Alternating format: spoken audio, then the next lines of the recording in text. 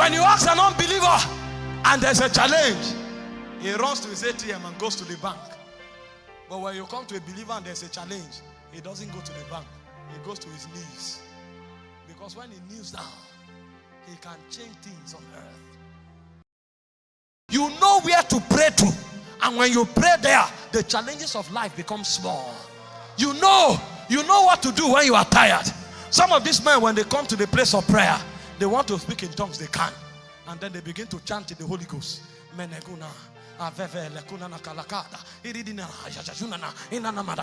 think they are being foolish. What they are doing is that they are summoning energy from heaven. They have mastered the altar. These are the men that have power on the earth. When they want to change anything, give them time. He said, tell me my dream and interpret it. And those who don't have stamina, they say what you ask for is not among men, it's among the holy gods. And Daniel came and said, give us time. Yes, it's true that it's among the holy gods, but there are men who know how to travel to where the holy gods dwell. The king sat in his palace, and suddenly a hand came up and wrote something. They couldn't read it. And suddenly they went and looked for Daniel. They didn't find Daniel in a party. They found him in the cave, because that's where he dwells. And when Daniel strode out, he strode out as an ancient. They are with him in that generation, but his age is beyond that generation. Because many times when men tarry, they can go to before the foundation of the earth. And when he came, he said, this language is not the language of men. This is the language of spirits. But I will interpret it for you. Don't worry. I dwell there. And he said, this is what that hand means. Mene, mene. Teke ufasi. And he said, you have been weighed on the balances. You have been found wanting. You have been weighed on the balances. And tonight, your kingdom shall be divided among the Medes and the Persians. And then he walked out of the palace. When you see such a man, you know this is a God. And when Daniel finished talking, the Bible said the leg of the king began to shake. It was no longer majesty. His leg began to shake. He wanted to die because somebody that have an asset that is not stored in the bank came. Your wealth in money can be stored in the bank, but your wealth in the spirit is on your knees. The first protocol of ascension is stamina. And when you have built stamina, a point comes when you enter the second protocol, which is the protocol of ascension.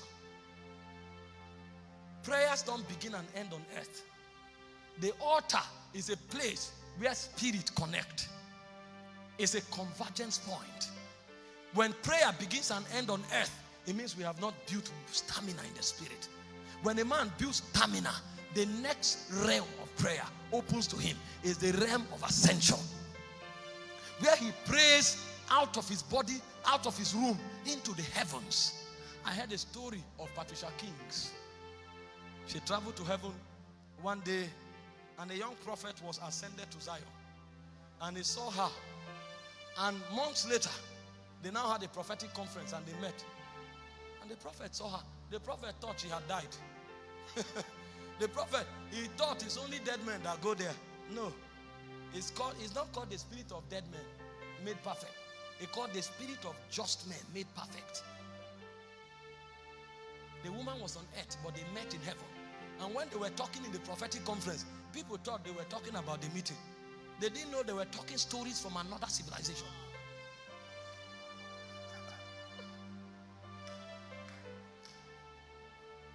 Go and ask the men that control things in darkness. Some of them at night, they go and sleep in the coffin so that they can migrate to another dimension. It's only in Christendom we think it's a joke. When men began to pray or begins to pray, there is such a thing called ascendancy. If you don't ascend, your crisis will dominate you. Most of you here have flown in the plane. When the plane is on ground, you can see a huge mountain. Those who are on ground try to deal with mountain. That's a good realm of faith.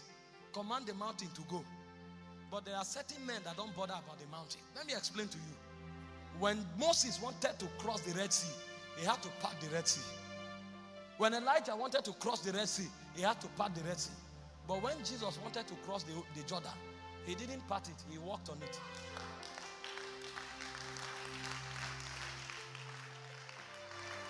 There is a realm where you command mountains. That's the realm of stamina. But there is a realm where you leave the mountain behind. So when the plane takes off, after a while, you don't need to talk to the mountain. You know, when you are on ground, you will run into the mountain. But when you go high, you will not only fly above the mountain will become a mole. And the point will come when your current experience, even if you try to look at the mountain, you can't find it. The mountain will vanish. The buildings will vanish. The cars will vanish. So there are men who are commanding mountains. So if I wanted to come to Ghana and I was running, I would have more than 10,000 mountains to command. But when I flew, I didn't know if mountains existed. Even if I tried to check, I can't see anyone because I had gone above the clouds. That's the realm people go to, and they tell you they can't remember when last they had a problem, and you say it's a lie. Are we not all men? It's true, we are all men, but we function at different cadres in the spirit. I'm just showing you the wealth of prayer. I've not started talking about prayer. I'm just showing you the protocol of accessing what's in the heart of God. If you are clustered with challenges, you can't go far. They will pull you down. So what you need to do is to pray out of the realm. And even if your challenges were wanted to, they can't find you. You are lost in the cloud. So somebody comes, they say he has cancer. He will die in 2 weeks. And then he ascends. And then when he comes, he's drunk in his house. And then they say he will die. I read the story of John Austin, Joel Austin's father, the wife. She was diagnosed of cancer and they told her she would die in 10 days. Everybody prayed. They went to the best doctors. John Austin himself was a man of faith. Here was a mountain. And when she saw that commanding was not working, she gathered 40 scriptures and sat on it every day with tongues. 10 days became 10 months. 10 months became 10 years until she grew old. She left the realm where cancer operates. So they couldn't find the cancer. She left the cancer. It's the realm of ascension. That's why before Jesus talked about the assignment on the cross, he had to ascend. It was deliberate that Jesus went to ascend on the mountain. Because Jesus himself, if he was on ground, a point will come when he will want to run away. Hope you remember that even up to Gethsemane, Jesus said, if it were possible, take this cup from me. He wanted to run. But when nothing was happening, he knew the only technology to subscribe to was the technology of ascension. And when Jesus ascended, as he came from the garden, he told them, let's go, the hour is now. Fear vanished. When the people came, they said, whom seek ye? He said, Jesus. They said, who seek ye? They said, Jesus of Nazareth. He said, I am he. And they went back and fell. Whom seek ye? Jesus of Nazareth. I said to you already, I am he. They went back and fell. They couldn't even arrest the man because he had gone to another realm. He had to tell them, I was with you in the temple day and night. You didn't arrest me. Why have you come in the night? He said, because it's your hour. Peter took a knife. That's how earthly men behave. And cut off the ear of one of the servants. Do you know how many soldiers came? How many knives will you need?